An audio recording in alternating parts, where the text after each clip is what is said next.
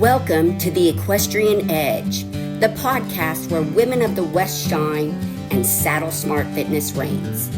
I'm Brandy Bratton, your host and founder of Equestrian Edge Fitness.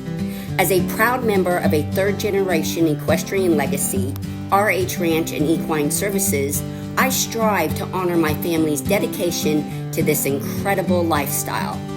Each episode features inspiring stories from trailblazing cowgirls who have triumphed over challenges with astounding grit and grace. We'll jump into their personal journeys within the rich tapestry of Western culture. Additionally, I'll have them share insights gathered from our individual sessions conducted through my specialized fitness program, Equestrian Edge Fitness, designed specifically for equestrians. Whether you're an accomplished rider or just taking your first steps into the Western world, there's something here for everyone. So join us as we aim to elevate your physical health and emotional resilience on your journey towards excellence in the equestrian and Western lifestyle. Get the edge. And joining me today is Abigail Davison, but you go by Abby, right? Yeah, pretty much always have gone by Abby. So tell me a little bit, let's talk about the background of your family and so forth. So my mom has loved horses for all of her life, and after college or kind of in college, she got her first horse herself and started learning how to train and stuff because this horse was a Appaloosa 2-year-old that hadn't been really touched at all. And she was just getting a 2-year-old horse and going from there, and she learned how to train. Cheat was the horse's name, and she ended up being my childhood horse. And then my mom got into breeding Appaloosas for a little bit, and now she's an equine assisted learning facilitator and does a bunch of different stuff with horses. So she's pretty cool. She never really like showed or anything. I think she showed one halter class and decided it wasn't for her, and so she got out of showing and just keeping horses around. And then my stepdad, I call him my dad because he's my dad to me. He is a third generation farrier by trade, so he takes care of horses' feet for a living. He also owns a boarding facility, which him and my mom manage, and uh, just grew up deeply around horses. And on top of that, my uncle is a second generation cattle rancher. And so when I was younger, I got to spend some time with him and around his ranch. And he had a team of draft horses, so Percheron paint crosses, perfect matching team. So when I was little, that was like the biggest thing to me was getting to go in winter and ride on the hay wagon while his team of 4 horses pulled the wagon, and that was a lot of fun. And then when I was 12, I started getting into the training side of things. I fell in love with a horse that was relinquished to my parents from the boarding facility, and she was crazy. I fell in love with her, had to have her, and eventually my parents like, okay, fine. And then my mom taught me how to like do stuff for a couple of days with her, and then eventually I got her kind of chilled out and tamed down, and now she teaches kids riding lessons. Can you And remember any of the little things that your mom kind of jumped in and showed you when you were at that age trying to work with that horse? uh, approach and retreat was a big one. So Coda, she was terrified of people, and so you had to approach and retreat to in order to kind of teach her that we weren't predators. And eventually, it went from her like running around her pen, which was not a very small pen, and she'd run around and freak out, to her accepting being touched and stuff because she understood that we weren't trying to eat her. And so that was a big thing that I remember. We spent like 3 hours the first day just approaching her and retreating, and mom talking me through, "Okay, now you approach, stop, retreat, stop, approach, stop, retreat, stop." So that was a big one. And then also, um, trying to manage my pressure and release because I was still learning and wasn't very good at that. And so she'd be like, pressure, a little bit more pressure, okay, release. And I learned a lot from just doing that because she was coaching me through that with this particular mare. Well, what an amazing way to be able to grow up. And you're training horses now. And Yes. so I'm sure there's a great amount that your mother has instilled into you that rolls over into that. We're going to get a little bit more into your training here in just a little bit, but kind of going back to your dad. You mentioned he's a third generation farrier, and you even do a little farrier work yourself, don't you? Yeah. So in 2024, my dad finally taught me how to trim a horse so that I could start trimming my own. I've been learning how to trim by a little bit of trial and error, which he gave me a good foundation and taught me all the things I needed to know, gave me the tools to be able to do it correctly. And so I've been getting to learn to trim, especially with horses that have either never been trimmed before or have issues with being trimmed, because obviously I'm doing a lot of the training side of things, and so the trimming has played a huge part in that. And I've had a lot of fun trimming horses, especially the ones that you would not think that I could touch their feet. And then all of a sudden, not only are they having their feet picked up for the first time ever, but they're being trimmed and they're being calm about it and allowing it to happen more and more, and just great positive experiences. So that's been a really fun thing for me. So that's really an amazing opportunity for you to have been mentored by your dad like that. My dad never did any farrier work for a living, but he, does a little bit of the maintenance with his own horses. So I too have asked him when I get back to the ranch if he'll share with me how to jump in and be able to just do some of that little bit of maintenance like you're describing. The adage, no hoof, no horse, underscores the critical importance of healthy hooves for equine well being. Excel Rescue Hoof Support is specifically designed to enhance the growth and strength of horse hooves. This innovative formula contains a blend of essential nutrients that promote strong, resilient hoof development. Investing in hoof care is investing in your horse's future. With Excel Rescue Hoof Support, you can take proactive steps towards ensuring your horse's hooves remain strong and healthy. Use code Brandy10 and save with every order. So, Abby, where are you doing all of this at? Where is this location? So we're halfway between Rifle, Colorado, and Meeker, Colorado. So we're kind of in the middle of nowhere, um, a little bit ways from town, and um, just in the mountains of Colorado. If you guys aren't familiar, we're kind of around the Vail Grand Junction, like area of Colorado. Not really close to either of those, but those are the closest towns that we explain. Hey, this is where we're at, because kind of small area. So, how do you stay up with your supplies and your goods and all of that?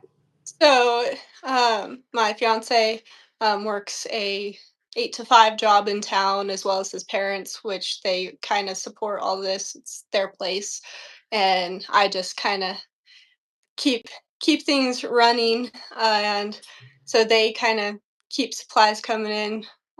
Whether we need to run to Walmart or city market or something, they'll usually pick it up for me. If not, I'll run into town to pick stuff up maybe once a week or once every couple weeks. Tell me what you mean about bonus calories. Where are these bonus calories, or where are they coming from?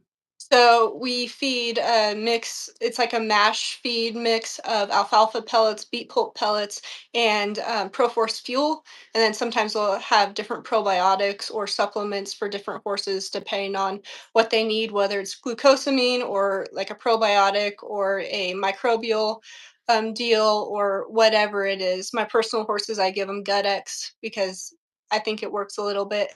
And so the horses that need either the supplements or the extra calories, they get that soaked feed. And then sometimes they'll get a little extra hay depending on the situation and the horse, because every horse is different and they metabolize things differently, and ages and workload and all of those different things play a factor into what each horse needs. And So, seasons do too. So in wintertime, you're yes, probably pushing a little bit more to them as yes. well. Yeah, It yeah. was, I think, -6 yesterday morning. It Oh, was pretty cold, so and also part of the chores and horses that might need a little extra help, we blanket some horses in winter. Not all of them need blankets because most of them grow thick winter coats, but our older ones or my younger one that just doesn't have a great coat this year, they get blankets just to help them out. And then it's a matter of blanketing when it's cold and unblanketing as soon as it hits whatever temperature that horse needs to be unblanketed at, whether it's 40 degrees or 30 degrees or whatever, depending on their specific blanket and their coat type.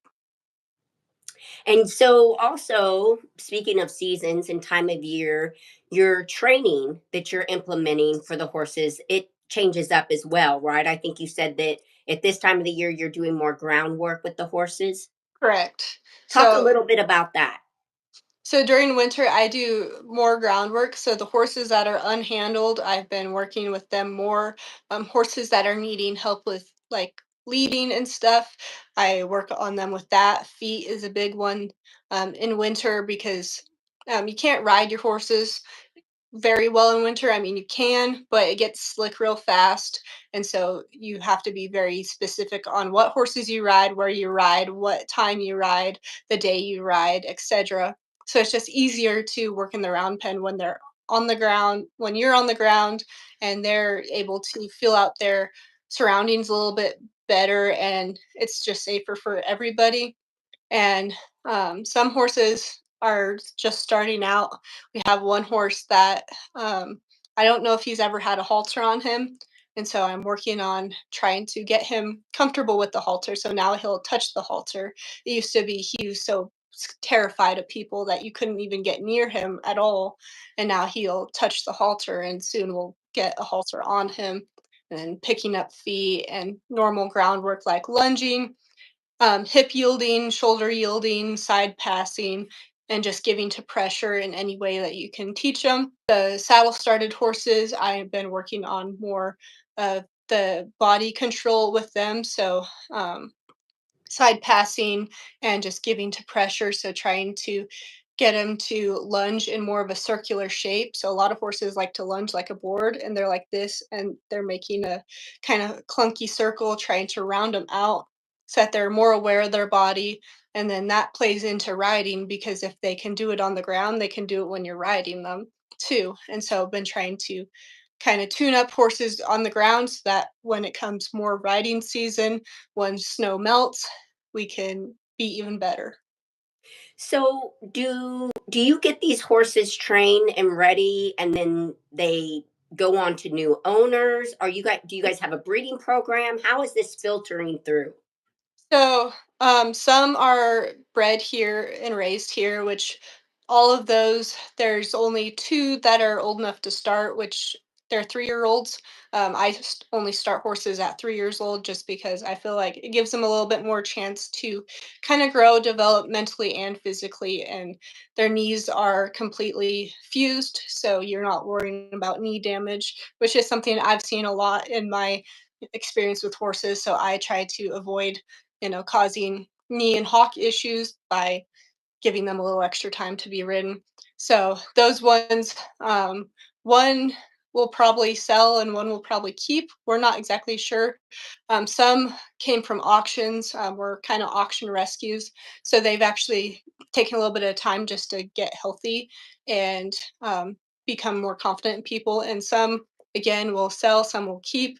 The idea is we're trying to build up kind of a dude ranch sort of deal, um, but just bringing people out into the country and seeing all the beautiful things that are out here and how horses are fun and like you can ride horses and you can have like good programs where you get to ride horses and trail ride and all sorts of stuff, stay out, and then if you decide you want to go home, you decide you want to go home, or you can decide to get into the Western lifestyle. So just kind of expanding what people can do in the Western and horse world.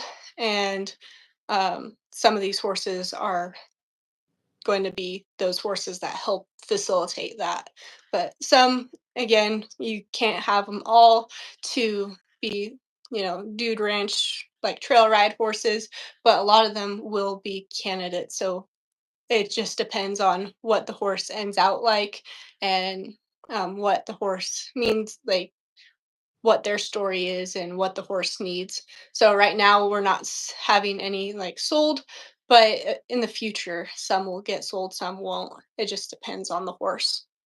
Yeah, and depends on too the growth and direction that you guys move Right. forward in. Because again, if you're going to end up, expanding into having a dude ranch, you're going to need quite a few of those Correct. available. Yeah, Yeah. and I love it. I love what you're doing. I love the planning that's taking place and how you're giving back to the Western world, the Western lifestyle, because this is something that I've asked you to talk a little bit about as well, and you certainly just kind of covered that. This is your way of being able to keep this lifestyle alive Yeah. and keep it on the forefront, and to provide a service for people where they can learn more about the Western world and the Western lifestyle, and place themselves within it, but also through training.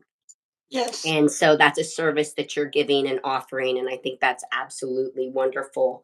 Um, Going into, I brought up the groundwork with the horses, and you've been mentioning the health of horses and so forth. So I want to kind of talk about our fitness session that we shared with each other, because knowing that you put a lot of work into the groundwork of your horses, I mentioned that fitness for us riders is our groundwork, and Yeah. the need and the necessity for that, because whatever's going on within our bodies, our posture, our balance, and how we're taking care of ourselves, or maybe how we're not taking care of ourselves, will roll over onto the horse, because they do mirror us. And I know that you understand that. You've mentioned Yeah. that to me and said horses do mirror us. So let's talk a little bit about the fitness session that took place between us, what your thoughts are, what the experience was for you, and how you believe that it could play a role in what you're doing. So all of those different exercises definitely like pointed out places where I was not very strong or fit in, especially muscles that I use for riding a lot. During the summer, I ride like this past summer, I rode like 10 to 20 miles every single day, just switching between horses, keeping them exercise, getting them exposure. I had like a colt start that we were trying to get him more exposure to just everything. So I did a lot of riding, and I have not ridden much in the past couple months since it's gotten cold. And so when we were doing going through the exercises, I was realizing I would have a totally horrible seat right now if I were to just get on a horse, because I didn't have any of the muscles that I normally would use, normally would have been sore while I was riding. And I think being able to do it away from the horse allows me to really know that I'm kind of making myself even, because while you're riding horses, of course, horses are even and they move like this, but you can't just count your reps. It's really hard to count one step this way, one step this way of walk, trot, jog, low, canter, whatever you're doing. And so I feel like being able to do that on the ground and like actually discovering a way that like correlates to horse stuff, because your normal squats, like push-ups help, but your normal squats and sit-ups, like they can help, but they really just target very few areas of your body. Whereas when we were working together, all of my body was sore, and all different parts of my body were sore. And those are the same muscles that we use for riding. Like your legs, you use your legs a lot to stay on and keep your balance and not slap your horse like a sack of potatoes. But you also use your shoulders a lot, and you don't really realize how much you use your shoulders, and your core is a huge one. And so when you're riding properly, whether you're riding one-handed or two-handed, you're using these shoulders up here and like your muscles up here Yes, you are. to, properly. adjust yourself, and with that you adjust your seat and all of that, but you don't realize that until you start hurting and realize, oh, well, that I need to work on that and I need to improve there so I can improve for my horses. Because right now, I wouldn't be very good on how I signal my horses with my legs, with my arms, with my entire body, because I have lost all of my fitness and like muscle like tone and everything that I had over summer. Now that we're getting back close to summer, summer's still like 5 months out for us. But now that we're getting closer to summer, I really need to work on that because it took me 2 years to get that. And I feel like I can continue doing this. It's not like something that is just like a January 1st fad that I do for a couple days and done. And it's like Good. I don't even have to start it on January 1st. I didn't start it on January 1st. It was already a week into Right. January. So it's been Good. a I love fun that. And the saying, if you don't use it, you lose it. thing. You It's definitely lose it's an it. absolutely true saying for sure. And mentioning the fact that so much of our shoulders and our upper body comes into play with our riding. And I've had the opportunity to go and ride some horses over at a training stables. And when you start putting 6 hours back to back of riding, into various horses, because again, they're all going to be a little bit different, and the training needs or requirements for each one of them are going to be a little bit different. But pushing them into that extended trot, that's a lot on the body. And so, Mhm. it's important for you to be able to come off at the end of the day and be able to quickly recover to go back in and be ready to perform just as well the very next day. Right. So yeah, that's one of the things that I'm really trying to encourage with riders and with the program that I put together, as well as clarity, because I think, like what you're describing and what you've just mentioned, I was able to break down some of the body movements in a way where I pinpointed exactly what they're simulating into your riding. So there's Right. this clear definition of the purpose behind the exercise or the movement, and makes it a little bit more meaningful, doesn't it? It does. It Yeah. makes you realize how you need to do it. It's not just something that's like, oh, it's just a little fad, like going to the gym. Oh, going to the gym to be a gym girly. No, you're doing this so that you can get better at the thing you love doing. So that's been pretty, pretty good thing for me And without having to go to the gym. without having to go to the gym. Pretty sure Yes. the nearest gym to me is like 45 minutes away. There's no way I can do that. No, no. And we also did the workout together in our everyday Western apparel, Or our work clothes. Yes, yeah. exactly. So again, no need to put on any gym equipment or apparel. We can do it in the clothes that we're wearing. So let's get into a little bit about the challenging aspects of your work. I know that you've mentioned a little bit of comparison of, I think, some individuals out there that you probably admire and look up to. So, talk to us a little bit about that. So I think the hardest part of all of this is the mental aspect of it. So feeling like you're not enough is definitely hard for me. And I know several other people, it's like the same thing. You're trying to be better and you're trying to do right by the horses and you're trying to build up this crazy dream that you have that's like enormous that people say, oh, that's you should chill it out because you're only 18, you're only 17, you're only 16. Even younger than that, I've wanted kind of this. And so trying to build it and trying to be like, I'm an adult now. I can do this. I need to do this and this and this. And then the fact is, you don't have enough time or physical ability. Like, there's just not enough that you can do to make it happen as fast as you want.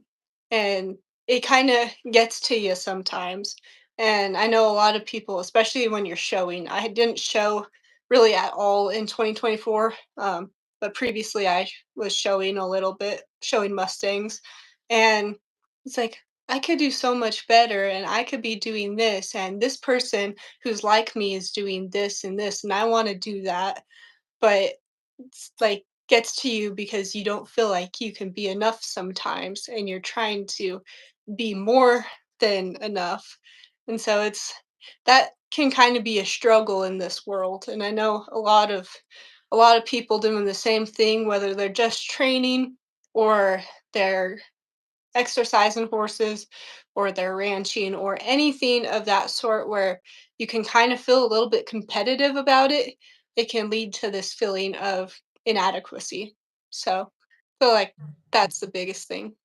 Well, I have to say, I looked up some of these names that you had mentioned, as far as the level of what you want to measure up to, and Correct. every one of them, you mentioned the word competitive. Every one of them, they have a competitive spirit about them, and I think that there's a lot to say about our competitive spirit. It's part of the cowgirl It spirit for could. sure, and Mhm. it's part of Yeah. what creates the grit within us, the perseverance, the dedication, the commitment.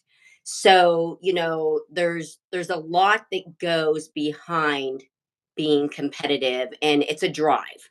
And you have that because you're very passionate about the Yes. work that you're doing.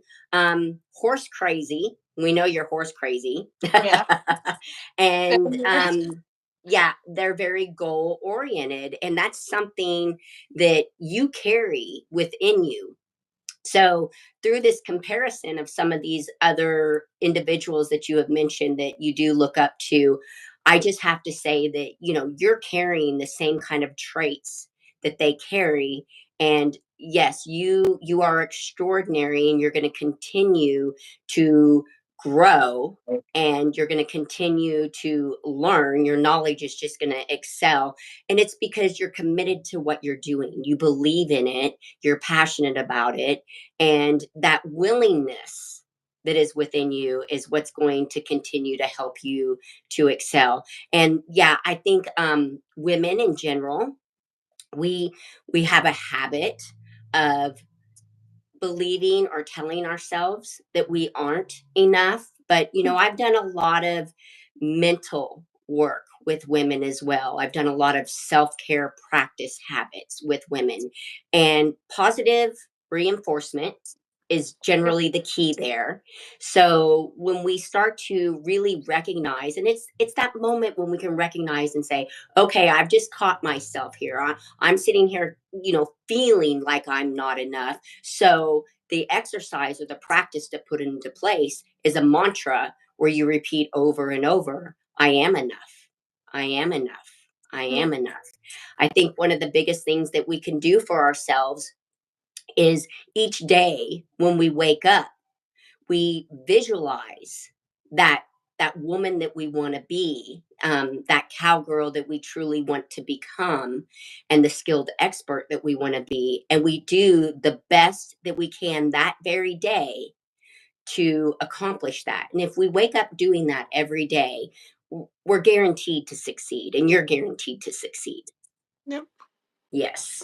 Some of the methods that you brought up, I want to hear a little bit about these methods that you're using, because you mentioned Ray Hunt and Pat Pirelli. So, Yeah. talk to me a little bit about that. So kind of my learning basis. So my mom was a part of the Prelly program for a while. She kind of studied that. And so I kind of learned all the basics of that. And then because of that, I also learned like the Ray Hunt style of horsemanship because I started being able to research my own. And the internet is a great resource because, you know, otherwise I probably wouldn't have ever heard of Ray Hunt besides like family talking, but um, being able to research all of his philosophies and then like learn from that, and then learning from people who studied Ray Hunt. and ray hunt horsemanship, and like the Pat Prelli program, and then all sorts of different um, programs from taken from all sorts of places around the world, around the country, different timelines, getting to kind of absorb all of those things and then kind of bring it together to do what's right by the horse and be able to communicate with the horse properly because you know the longer something has worked well probably is going to work well for you too. And so while I don't like follow the Pirelli program strictly or Ray Hunt horsemanship, I do a lot of the Ray Hunt philosophies because he had great philosophies.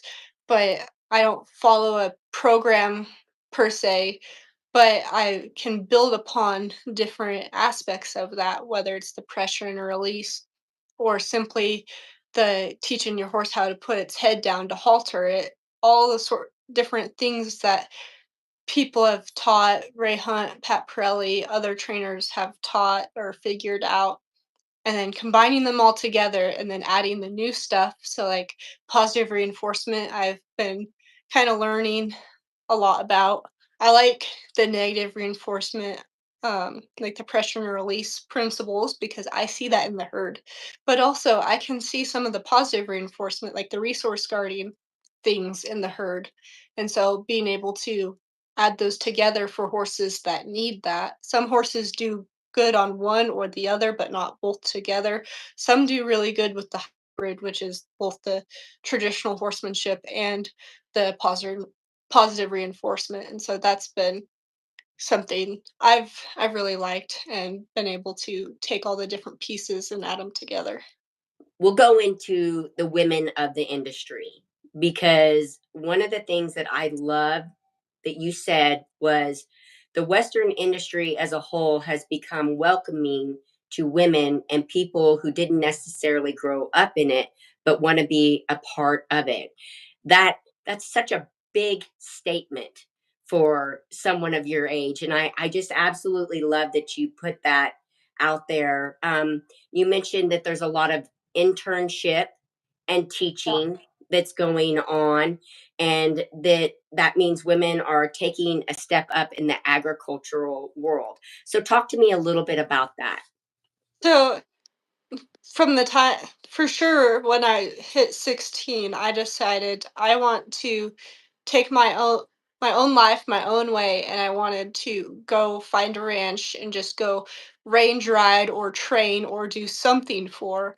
And so I did a bunch of research like trying to find internships that would take a 18-year-old or even a 17-year-old and either teach me how to train a horse to a better level or how to finish a horse off well because I still feel like I'm yet to truly finish a horse and or just go range ride and go ride the mountains of Idaho or Montana and live horseback and just do something fun like that.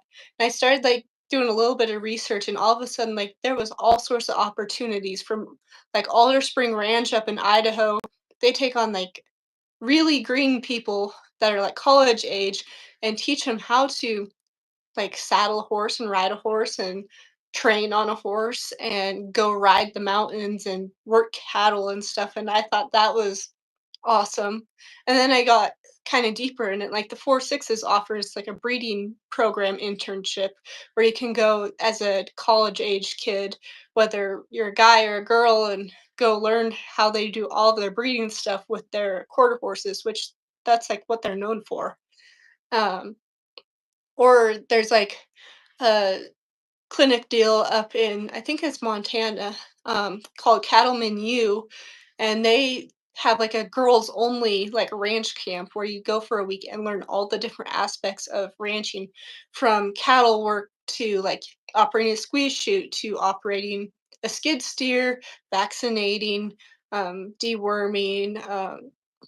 There's like branding. There's like everything you could possibly need to know in a crash course specifically for women, and like that is a really cool thing. And those opportunities are rising more and more. I just keep seeing more and more ranches kind of following the Alder Spring like style of internship where they're taking on green people. Some have never even touched a horse, and they're learning how to saddle and ride and go work cattle and check fence and all of those things. Those are like huge opportunities for people who And never, life changing, yeah, very life changing life opportunity. changing, who never got to experience that as a kid. They grew up in the city where the parents couldn't afford horses or lessons, and they didn't have horse friends or were in a horse community, so they couldn't find those opportunities. And now, especially with the internet bringing on those opportunities to everybody, not just like people in a specific area who would see it in a newspaper, but everybody across the US could see this opportunity, apply for it, possibly get it, move across the country to go learn how to be a cowboy or a cowgirl. So those like advances in the education for people to be able to get their foot in the door in this lifestyle is huge. And I think I brought up a study when I was like typing all of this out, or oh, it was the USDA's 2017 Census of Agriculture, saying that 41% of beginning producers, so people who had been in the agriculture producing world for less than 10 years or 10 years or less, were women. It's 41%, which the rest of the industry, it's 36% are women. So that like spike in our beginning producers, we need to be bringing in our young people into this world, into the Western world and agriculture world to keep it alive. And so seeing that not only are we having people come into the industry again after we had a huge dip what around the time I was born, according to the little bit of research I've done, to having a spike in it and then almost half of those being women. It's like that's a huge advance for agriculture, the Western world, and just women in the ag industry together. Like, so that's something I think is really changed for women in the Western world, and we're just growing and being able to have more opportunities to do so. You're doing some amazing stuff, and I'm super excited for you. I'm certainly so glad that you joined me on this project, and I've had this opportunity to showcase you. At your age, you're just rocking and rolling, girl, and I'm really excited for your future and the opportunities that I know that are going to keep coming your direction. So it's been a great time to sit here and visit with you and to listen to your story. What an amazing story. And it's only just begun. Yep. So, Getting all right. started. Yes, just getting started. All right, Abby. Well, I thank you so much for your time and wishing you the absolute very best. And we'll stay in touch and talk soon. All right. All Thanks. right. Bye. Bye. If you're looking to connect with Abby, you can find her on Facebook under Abby Davison or Prairie Diamond Horsemanship. Thank you for joining us today on The Equestrian Edge, a unique podcast highlighting women of the West breaking barriers while getting an edge up in their riding with my efficient, results driven fitness for competitive equestrians. Get the edge.